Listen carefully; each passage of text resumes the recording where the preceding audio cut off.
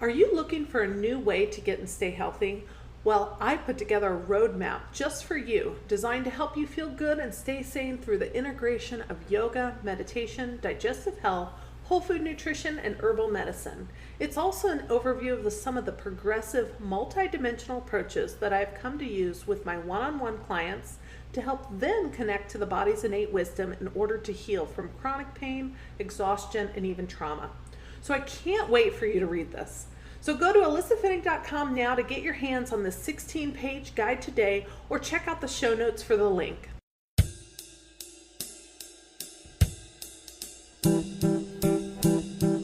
Welcome to the Wild Wisdom Podcast. I'm your host, Alyssa Finnick, and this is your space to learn more about the importance of slowing down, taking care of yourself, and the mind-body connection. And most importantly, how to reclaim your health by listening to your body's innate wisdom and reconnecting with the earth.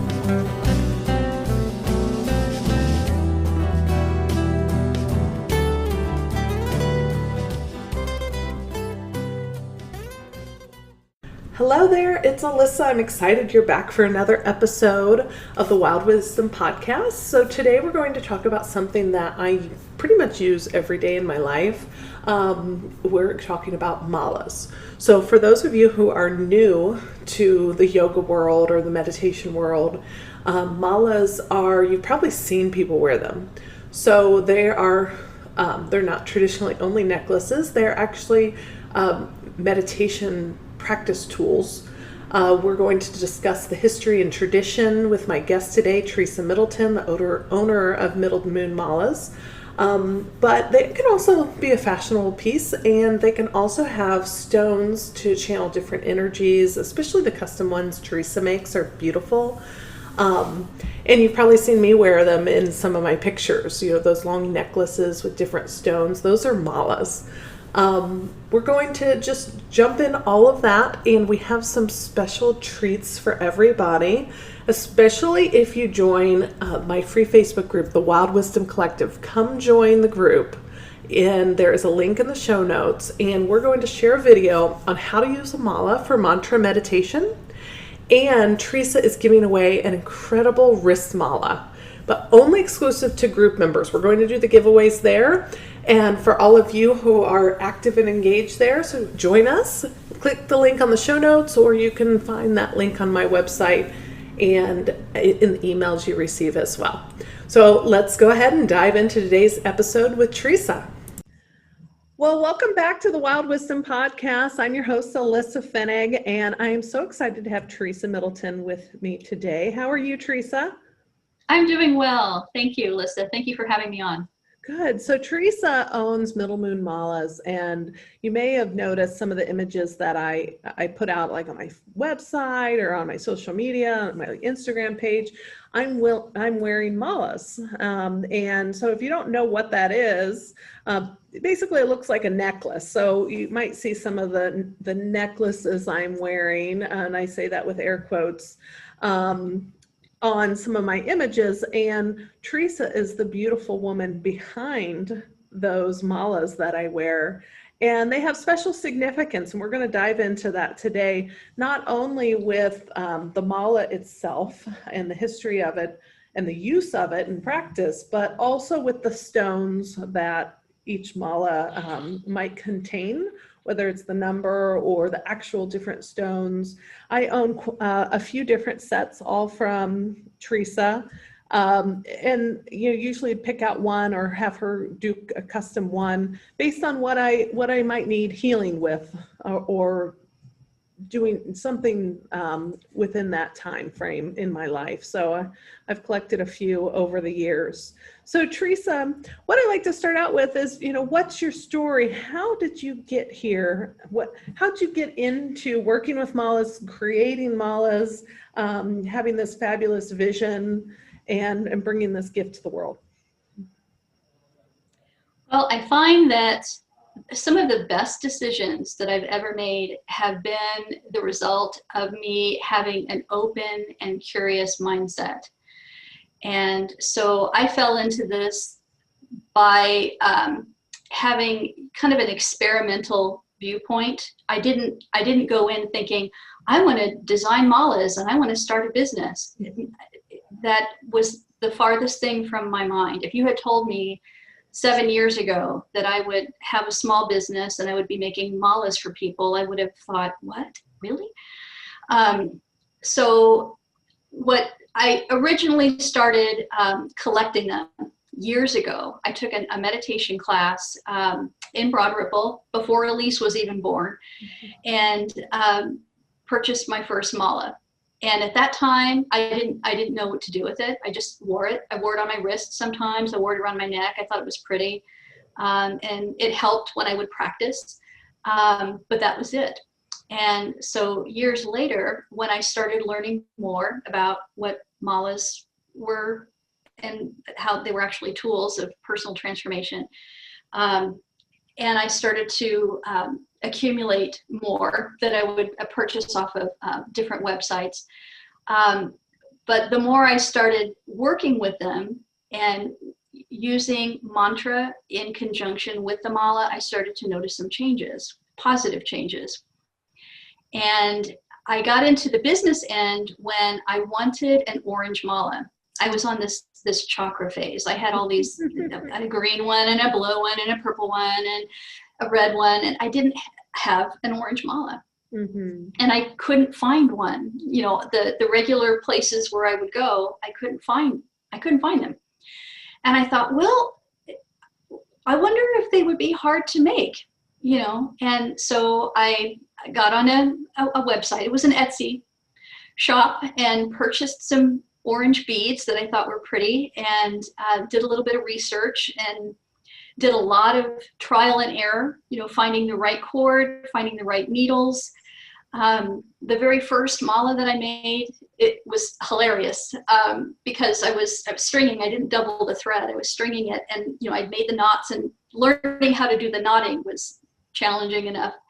And then I knotted them all together, and I lifted up the cord, and all of the beads, bloop, bloop, bloop, bloop, bloop, bloop, bloop, they fell in because I didn't double the cord. Yeah. But it wasn't oh, you know, it's like, okay, well, that didn't work. Let's try something else, because sure. I wanted an orange mala. I thought, okay, I don't have one yet, so here, let's try this again. And so through trial and error, and through experimentation, and through having an open, curious, playful mindset, mm-hmm. I was able to make my first mala, which was orange, and I loved it. And I thought, wow, this was kind of fun. I kind of like doing this. Mm-hmm. Creating the malas is a meditation in and of itself for me. Mm-hmm. And that's kind of what got the whole ball rolling. So once that orange mala was complete, I thought, well, I want to keep doing this, and not only make them for me, but make them for other people too, because maybe it will inspire them to practice. Mm-hmm, mm-hmm.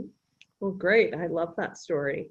What type of beads did you get? Were they, like, at the time with the orange, were they significant stones, or they were just kind of like, you just were like, oh, these are for the sacral chakra, and this works? My very first bead purchase, they were orange impression jasper beads, 8 millimeter.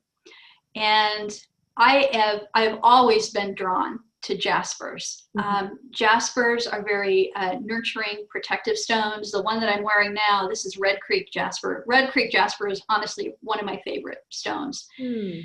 And what I like about jasper is they come in so many different varieties, and there's so many different colors. And when you look up close, they look like little worlds. They've got these swirls and these lines running through them, and they're so colorful, and they're from all over the world. You can find jasper beads just about everywhere in the world. And so that kind of was, I didn't think about it until now, but I think that was my first encounter with jasper beads. Oh, too. It wasn't just the first mala.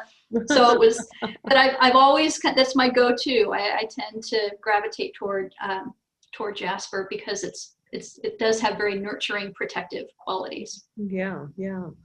So you know, we see a lot of people, including myself, you know, I mentioned that, and wearing malas. And I know when we first chatted about this, like especially in the yoga world, you'll see that, or in meditation world, and everybody, it's like a stylish thing sometimes. And even in the fashion world, I've noticed they've kind of made malas very fashionable, and you can buy like look-alike stuff on anywhere anymore.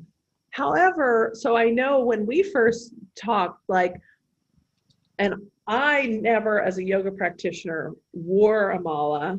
I am the type of person, and this is why we're going to talk about this, who I want to understand why I would wear this or practice with this or whatever, and not just wear it as a fashion statement, even though it's beautiful and I wear them now, but because I understand them more. But my biggest thing, and maybe you remember our conversation about, I was raised Catholic, so we had the rosary, and we don't wear the rosary. Like the rosary sits at my headboard, that sort of stuff, and we pray with the rosary, that sort of thing. But it was like, you don't wear it. And so I was really hesitant to wear a mala because it is so close. But interesting enough, there is a closeness there. And so will you share kind of, the history of malas and their significance, and I think that would be interesting for our audience. Sure. I do remember that conversation too. And I used to be a Catholic as well. I grew up in a Catholic home, and I remember hearing that growing up. You don't wear the Catholic rosary; it's sacrilegious, and it just depends upon the culture, and it depends upon the context. Context always matters. And so just know that it is okay to wear a mala. You can wear it outside of the shirt. Some people prefer to wear it tucked inside the shirt so that the beads are literally touching the skin and it's closer to the heart.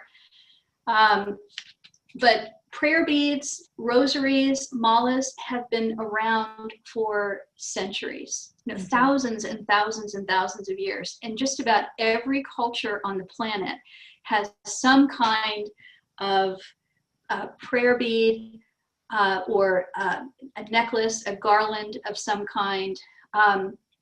One thing, when I was doing research for the workshop, I did teach a workshop at your studio at one time, and this is connected to Catholicism, and I thought this was really fascinating. The Catholic rosary contains 54 beads, and a mala contains 108. 54 times 2 is 108, so the number is consistent. Catholic rosaries were originally referred to as rosariums, meaning rose garden, because the original rosaries were made out of crushed rose petals. So they must have smelled wonderful, So I thought that was interesting. But there are a lot of different cultures. It's not just in Buddhism and Hinduism and Catholicism. All over the world, there are, in Islamic faith, in Judaism, in Native American culture, beadwork and using beads as a way of connecting with nature, or connecting with the spirit realm, or just finding calm and peace within yourself is important. Now, they may look different. They may have different features about them, but prayer beads have been significant in just about every culture on the planet. Cool. Yeah. So the significance of 108. So, talk about the rosary with 54, and then significance of the mala with 108. And we know that's a popular number in yoga. So what is the significance of that number? There are about 108 reasons why, and probably more, why 108 is significant. I have and some of them are connected with astronomy, which I think is really interesting. Sometimes I have a list that I will, when I'm teaching a workshop, I have a list of some of them. I don't have a list of 108, but I have a list of some. For example, the diameter of the sun is 108 times the diameter of the earth. And the distance from the sun to the earth is 108 times the diameter of the sun. So that number comes up in the universe. It's a universal number. My favorite number, or my favorite reason for 108, the one that I usually give if somebody asks, is 108 is called a harshad number. Harshad means great joy. And a harshad number is an integer that is divisible by the sum of its digits. So 1 plus 0 plus 8 equals 9. 108 divided by 9 is 12. So everything comes full circle in that case. So that one is my my favorite. But again, kind of like what we talked about before with the cultural references, that you will find outside of India, outside of Asia even, 108 is a significant number for different reasons. But the harshad number is my favorite. So that's the one I usually go with. Well, I don't know.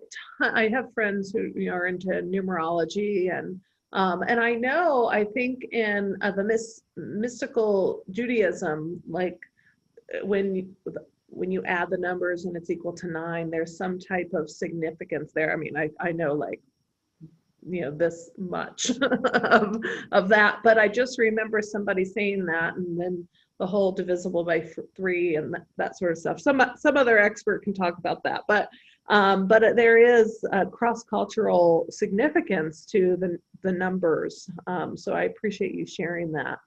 And so why would someone wear a mala today, besides yoga celebrities or or whatever? But like, why would you and I wear a mala today, and how would we use it? You did talk about wearing it outside or touching the skin, but like, can you go a little more in depth on that? Sure.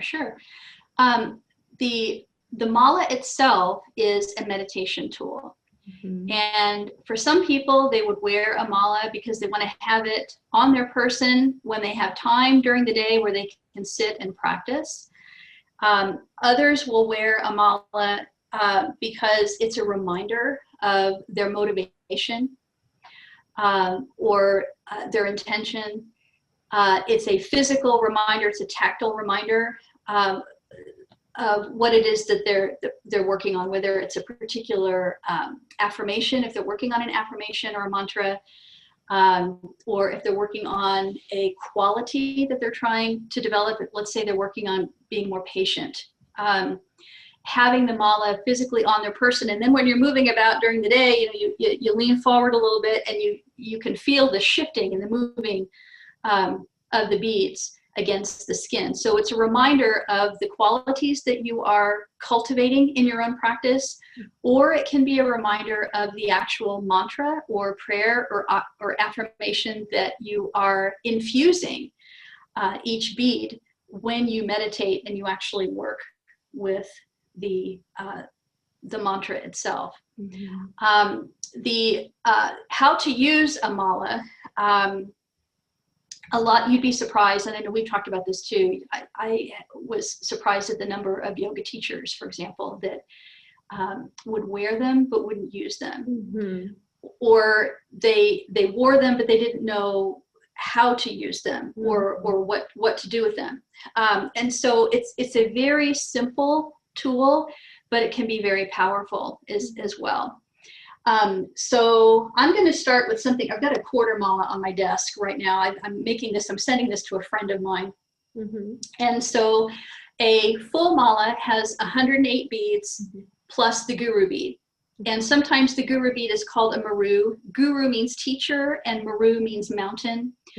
And so this is a quarter mala. There are 27 beads on this design. And then this little guy here is our guru bead. And so when you're working with an actual mala, you want to hold it. And now this is interesting too, because I will say this and then I will contradict myself in just a second. So different cultures do different things. Okay. For example, I am a practicing Buddhist. I'm a Tibetan Buddhist, and my Tibetan Buddhist friends, when they use their mala, they're holding it in their left hand. Okay. But when I learned how to use a mala, I was taught that you hold it in your right hand. Mm-hmm. So know from the get-go, you have options and you have choice. Mm-hmm. That's a very, very big deal for me. And that's including in the business.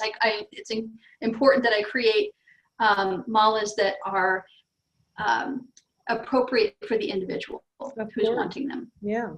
So with the way that I was taught, that you hold your mala in your right hand, and you want to be mindful of the teacher. You don't want to cross your teacher. You don't want to be disrespectful to your teacher. So you treat your teacher with respect. Mm-hmm. So you have the mala in your hand, and at the beginning, the teacher bead is going to be kind of resting in your palm. Mm-hmm. And when you are making your way around the circuit, you're going to use your thumb and either your middle finger or your ring finger. You don't want to use your index finger because it's connected with the ego. Mm. It's our little pointer finger. We like to kind of point our finger and blink. So we want to keep the index finger out of it.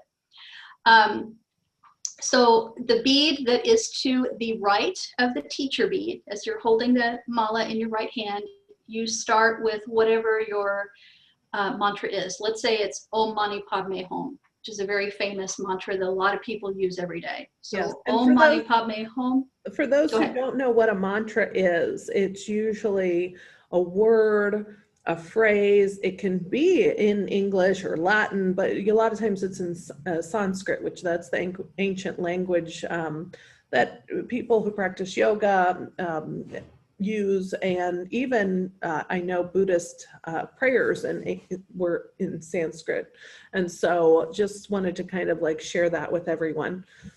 But sure. Continue. Sorry to interrupt you. No, you're fine. You're fine. And I have more information about that. I have some additional Great. Well, we'll link to that. Yeah, I love that. Mm-hmm. So you'll start with the first bead to the right of the teacher bead or the mountain bead. And so you begin by placing the thumb and the either middle finger or ring finger. I tend to use the middle finger because if I use the ring finger, it'll slip, especially sure. with a full mala. I feel like I have more security. Sure. And then so Om Mani Padme Hum, first bead, and then you go to the next bead. Om Mani Padme Hum, Om Mani Padme Hum. And you make your way around the circuit. Okay, one bead at a time, one recitation at a time.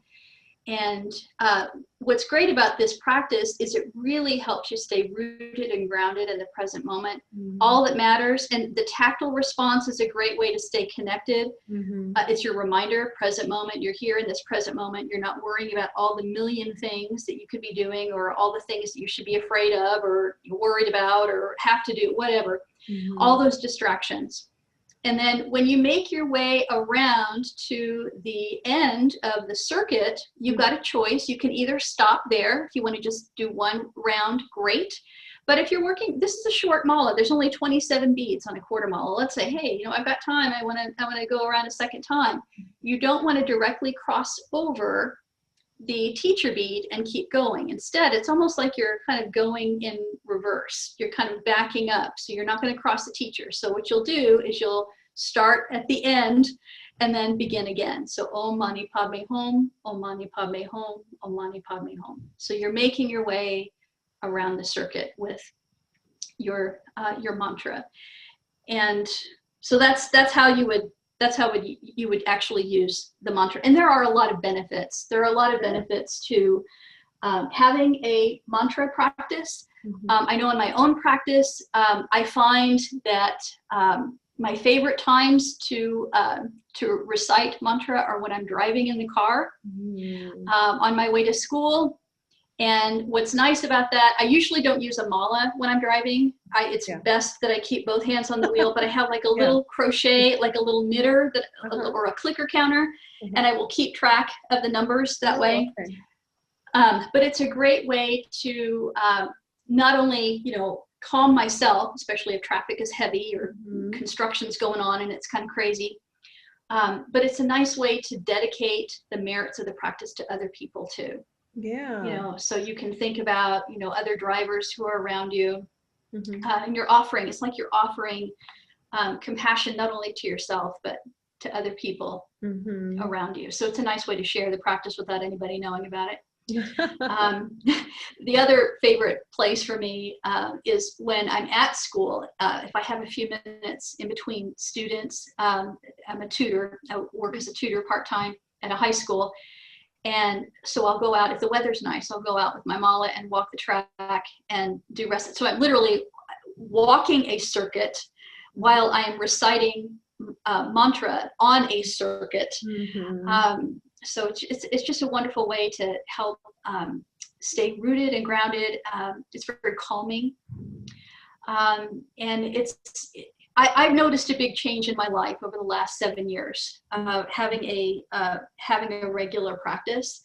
I don't react to stresses in the same way that I used to. I'm a lot more relaxed. There have been opportunities that have come my way. Even simple things like the right book at the right time, the right documentary at the right time, meeting the right individual at just the right time to help me continue on my path. Sure. I don't attract as many negative people in my life or as many negative circumstances in my life as a result of having a regular practice. And it just, I always feel better afterwards. It's one of those things. It's kind of like an asana practice or a yoga practice. For me, it's Feldenkrais. In fact, before we had our conversation, I did a Feldenkrais lesson. Oh, wow. But it's a nice way to kind of center, and you just kind of feel good about yourself, and that radiates out to others as well. Yeah, well, definitely, because, through all these practices, and all my listeners, not all of them are yogis and, meditation practitioners. I've found, sometimes maybe, I went to one class or I tried it once, that sort of stuff. And so that's why sometimes I'll ask clarifying questions, because I know my audience members, and no, that's good. And so that is the significance of a regular practice of meditation. Is one of the 8 limbs of yoga. There's a misnomer out there, that, but there's a misnomer that meditation is like this separate practice, and it's actually one of the 8 limbs. But in the mainstream culture, it's like mindfulness meditation. Well, mantra meditation and the use of a mala is just another technique and practice. And what these do is it changes your vibration, your energetic vibration. And that's why you can see such significant benefit like you described. So tell me, and I hope I don't butcher this, Feldenkrais, I can't say it. You're right, Feldenkrais. Feldenkrais, okay. I was like, oh my gosh, it just totally went out my head. So tell me about your experience with that, because I'm familiar, but I'm not that familiar with it. I've never actually practiced it. I just remember seeing it, like I think I was in Germany or something, but okay. but that's it. So tell me about that. The Feldenkrais method, I am not a practitioner. Okay. Sure. I have not gone through training, but I am a Feldenkrais. Yeah, you just I am a Feldenkrais fan. I love Feldenkrais. In fact, there was a recent summit not too long ago.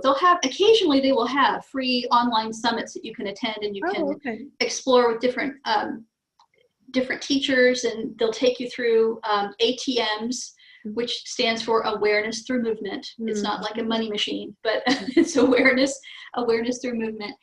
Moshe Feldenkrais was an engineer and a physicist who, when he was young and very athletic, and he blew out his knee. He had a serious knee injury during a soccer match. And because of his science background, and he was a mechanical engineer, so his mechanical engineer training, and he was also a judo master as well, so he was a martial artist. All of these things combined helped him to explore and experiment with different movement techniques, and he healed his knee injury with these practices. And so the Feldenkrais method primarily is a series of lessons that is very meditative as well. That's one of the things that I like about it. I used to be a really big fan of yin yoga, and I tend to move very, very slowly. I like to move slowly and mindfully. And so this is a wonderful blend of very slow, repetitive movement, but it's layered. Yeah. You know, you start with one movement, you start with something very, very simple. And then you try something else that integrates that particular movement. And then it just expands from there. And at the end, the practice that I did earlier this morning, it was a lesson for the feet. And so we started out, you know, it's standing, and then you're just kind of rocking the feet from the inside to the outside edges of the feet. Okay. And then you cross one leg over, and then you do the same thing. And then you become more aware of other parts of the body too. You know, what's the pelvis doing? What's happening in the shoulders? What's happening in the head and the neck? And so the purpose of this practice is to make you more aware of yourself, self-awareness through movement. And so it's another form, to me, it's another form of meditation, but it's a wonderful, wonderful practice. The teacher who I like, that I've been following for a while, she has a wonderful book on Amazon. Her name is Tiffany Sankari. Okay.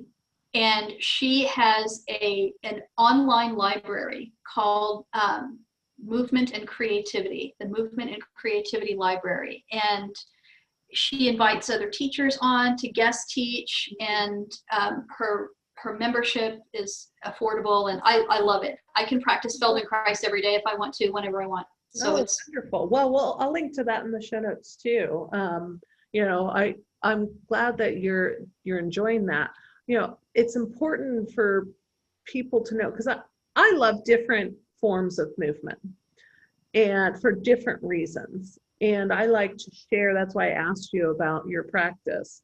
I like to share that with people, because I was just having a conversation this morning, you know, told somebody I was a yoga therapist, oh, you know, I do hot yoga. And it's like, well, that may not be for everyone though. You know, that might be good for some people, but some people may need a slower version, you know, of Vini yoga, yin yoga, or you might integrate or just practice Feldenkrais, you know, that sort of stuff. That there are so many different things out there for people to explore. And that's one of the reasons I do this podcast, is to share a lot of this information, not just movement modalities. Obviously, we're talking about malas, but meditation practices, movement modalities, all kinds of things to help people on their journey to self-awareness, that, you know, that whole self-study and healing ultimately, and releasing the layers of, you know, whatever, you know, we've got going on that we don't. So I appreciate you sharing that, Teresa. Exactly. Agency is a big deal, and it's another opportunity to have choice and to choose something that might be appropriate, you know, for you. And even within the practice itself, there's no right way. They don't have alignment principles in place. It's, you know, in fact, they encourage during the lessons doing less and not pushing yourself and not striving. When you move effortlessly, you notice more than if you're pushing yourself. Yeah, of course. And so having choice and having agency is so important to me, not only in, you know, my movement practice, but, you know, when I create malas for people. I have a client who yesterday contacted me and wanted a custom design. And so I'm sending her pictures of different beads. We started with one particular bead that she liked, and then well, let me see that with something else, something that's purple. Let me see it with this kind of bead. And do you have any bling? I like a little bit of shimmer. And so by the end, you know, she had probably 6 or 7 photos, but she has a design on my work tray that I'm going to string after we talk today. She has a design that she had agency in creating. There's nobody else on the planet that's going to have a mala like this. And so it's going to motivate her to practice in her way, whatever that is. You know, you don't have to use a Sanskrit mantra when you practice. So having choice and having agency is really important. Yeah, yeah, I love that. So if someone wants to browse your website for the malas you have in stock, or order a custom one like you're doing for this lady, how would they get a hold of you? What's your website? What's your social media? Sure. My website is middlemoonmalas.com, and I'm also on Facebook, same handle, Middle Moon Malas. And if there's a contact us page, if you're interested in a custom design, if you go to the website, middlemoonmalas.com, you'll see a link or a contact us page. So you can send me an email through that if you like.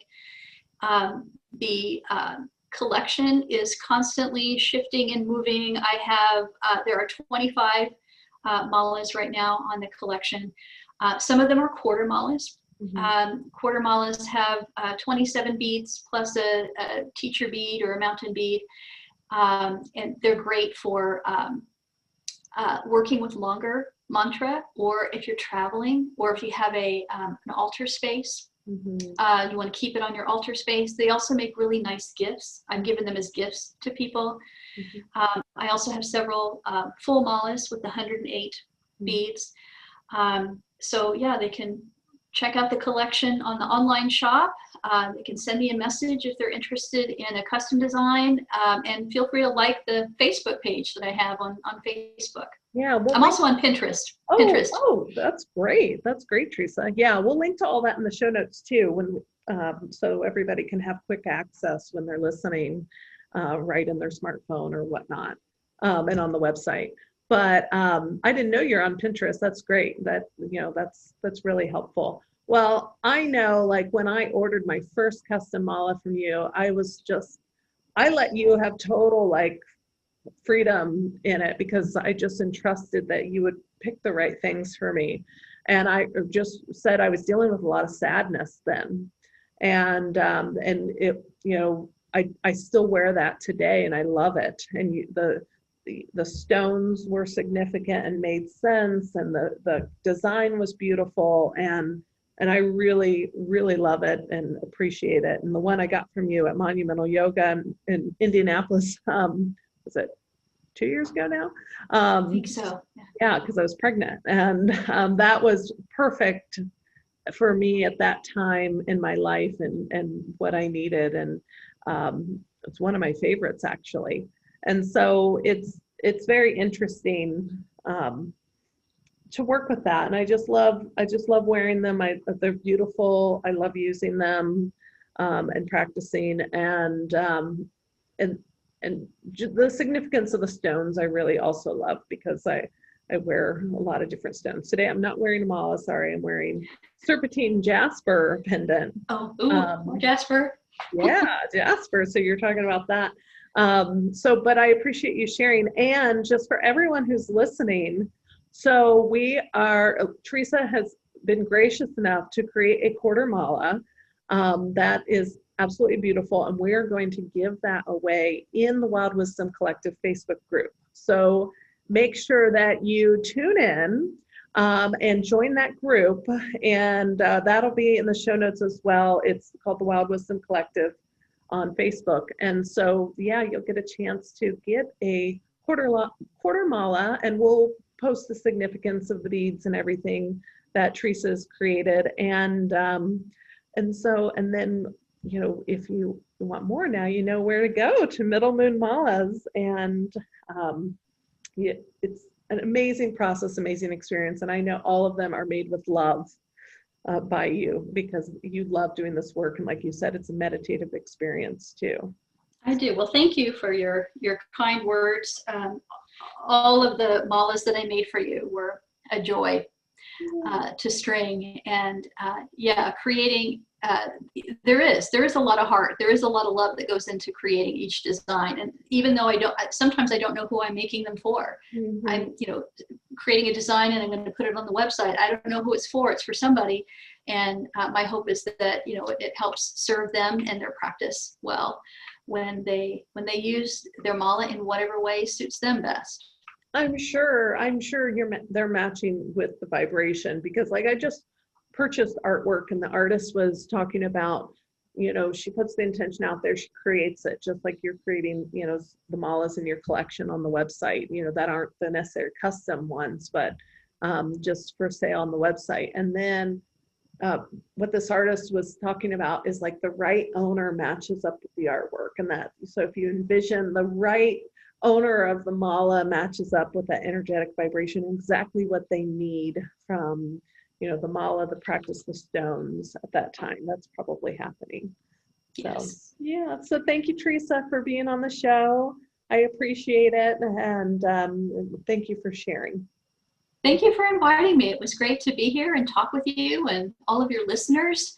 And thank you again for having me on. I appreciate it.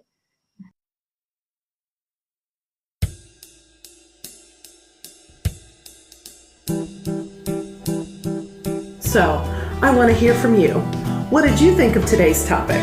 Direct message me on Instagram or Facebook, or better yet, join the Wild Wisdom Collective, my free Facebook group, and chime in on the discussion. I look forward to hearing your thoughts and insight. And if you love what you're hearing, please take a moment to click the button on your smartphone to subscribe. Or, better yet, write a review and tell me why you love tuning in. And maybe you'll be featured in our listener spotlight on a future episode. I cannot wait to see you again, same time, same place next week. Wild blessings.